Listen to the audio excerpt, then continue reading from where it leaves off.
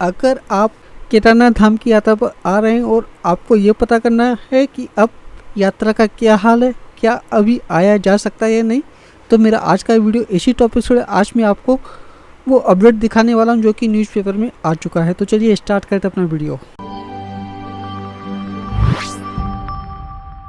जैसा कि आप सभी लोग जानते ही हैं, जुलाई का टाइम चल रहा है और मानसून भी आ चुका है उत्तराखंड के अंदर और कंटिन्यू यहाँ बारिश हो रही है, जिसकी वजह से अब यात्रा पर आने वाले लोगों की संख्या कम हो चुकी है। यानी अब नाम मात्र को लोग आ रहे हैं। अब आपको किसी तरह की कोई प्रॉब्लम नहीं है। अब आपको बहुत आराम से बसें भी मिलेंगी, बहुत आराम से रहने के साधन भी मिलेंगे, बहुत आराम से दर्शन भी होंगे, वो भी बिना पैसे दिए। और अगर मैं बात करूँ रहने की, तो आपको रूम मात्र 300 रुपये में भी मिल सकता है। 300-500 डबल बेड रूम का ये इस समय प्राइस चल रहा है जुलाई और अगस्त का। अगर आप डॉर्मेटरी लेना चाहते हैं तो मात्र आपको 200 रुपये में आराम से मिल जाएगा, क्योंकि जब भीड़ कम होती है तो लोग हाथ जोड़ जोड़ के फिर रूम देते हैं और बसों में बैठाते हैं। और यहाँ तक कि हेलीकॉप्टर में भी आपको हाथ जोड़ के बैठाएंगे कि आ जाइए, हम आपको हेलीकॉप्टर से छोड़ देते हैं। तो देखिए, यात्रा पर जितनी कम भीड़ होगी उतने ज़्यादा फ़ायदे उन लोगों के होंगे जो सच्चे मन से चार धाम की यात्रा पर आ रहे हैं या केदारनाथ धाम की यात्रा पर आ रहे हैं। लेकिन स्टार्टिंग में मई जून में तो आपको पता ही है कितना बुरा हाल होता है। अब लोगों ने इसे पिकनिक स्पॉट बना लिया है। हर कोई केदारनाथ धाम अपनी गाड़ी उठा के आ जाता है, एक हफ्ते तक मौज मस्ती करके गंदगी फैला के अपने घर लौट जाता है। लेकिन उनको बरसात में आने से डर लगता है, क्योंकि उन्हें अपनी जान का खतरा है। लेकिन बहुत से लोग ऐसे हैं जो सच्चे मन से यात्रा करना चाहते हैं। तो अब देखिए, वो टाइम आ चुका है, भीड़ बिल्कुल कम हो चुकी है। इसी बात का अपडेट मैं आपको आगे दिखाने वाला हूं। तो चलिए मैं आपको अपडेट दिखा देता हूं। लेकिन अपडेट दिखाने से पहले मैं आपको बोलना चाहूँगा, अगर आपने चैनल सब्सक्राइब नहीं किया है तो इसे ज़रूर सब्सक्राइब कर लीजिए, क्योंकि आगे भी आप लोगों के लिए इसी तरह के अपडेट लाता रहूँगा। तो चलिए देखते हैं क्या है वो अपडेट।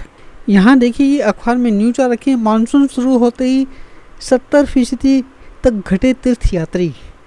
तो पूरी न्यूज़ में आपको पढ़ के बताने वाला हूँ। मानसून शुरू होते ही चारधाम यात्रियों की संख्या में मई के मुकाबले 70% तक गिरावट आ गई है।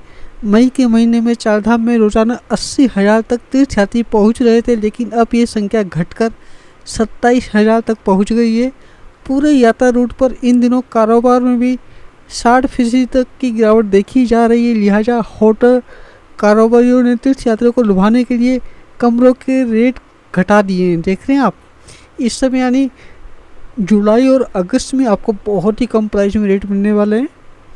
बता दें कि इस बार चारधाम यात्रा के शुरुआती दौर में बड़ी संख्या में श्रद्धालु पहुँचे। केदारनाथ मंदिर में दर्शन के लिए एक ही दिन में 30,000 यात्री तक पहुँच रहे थे।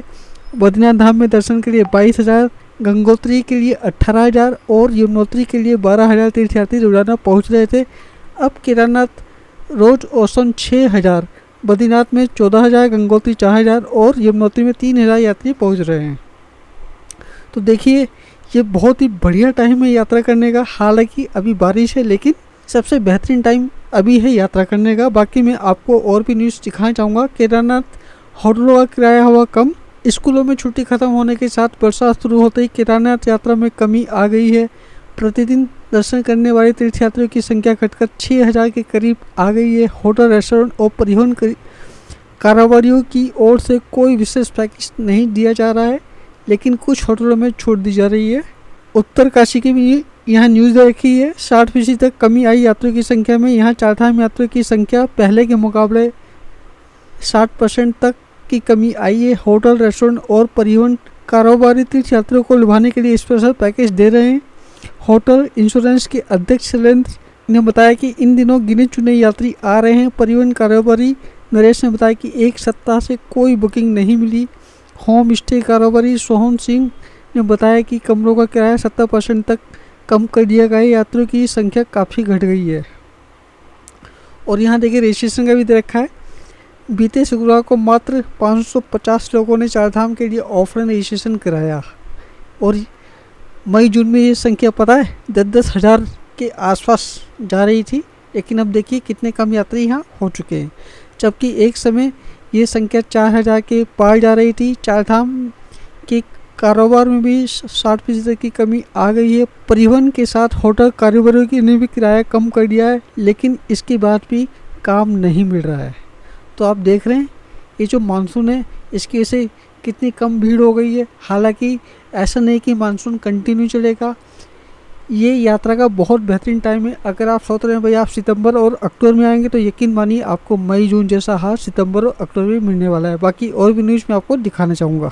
और यहाँ देखिए ऋषिकेश का भी दे रखा है, चारधाम यात्रा के लिए ऑफलाइन रजिस्ट्रेशन में 50% की कमी आई है। तीर्थ यात्रियों को होटलों में कमरे की बुकिंग पर भी छूट मिल रही है। चारधाम यात्रा में लगी ज़्यादातर बसें बस अड्डे पर खड़ी हो गई हैं। तो अभी फ़िलहाल देखिए चारधाम के लिए जो बसें चलती हैं वो बिल्कुल बंद हो रखी है। तो अगर आप जुलाई और अगस्त में आने की सोच रहे हैं तो आपको फ़िलहाल वहाँ से बस नहीं मिलने वाली, जो कि आपके ऋषिकेश से चलती है।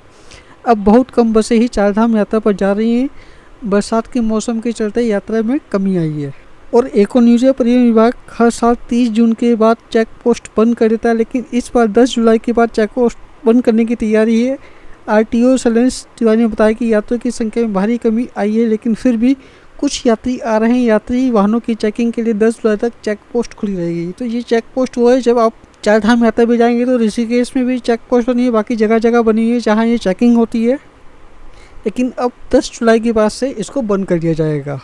तो देखिए मैंने आपको भीड़ का पूरा अपडेट दे दिया। अब यात्री बहुत कम हो गए, तो अगर आप अपनी यात्रा पर आना चाहते तो आप आ सकते हैं। आगे भी आप लोगों के लिए इसी तरह की अपडेट लाता रहूँगा। आप मेरे साथ इसी तरह जुड़े रहिए। आज के लिए बस इतना ही। हर हर महादेव।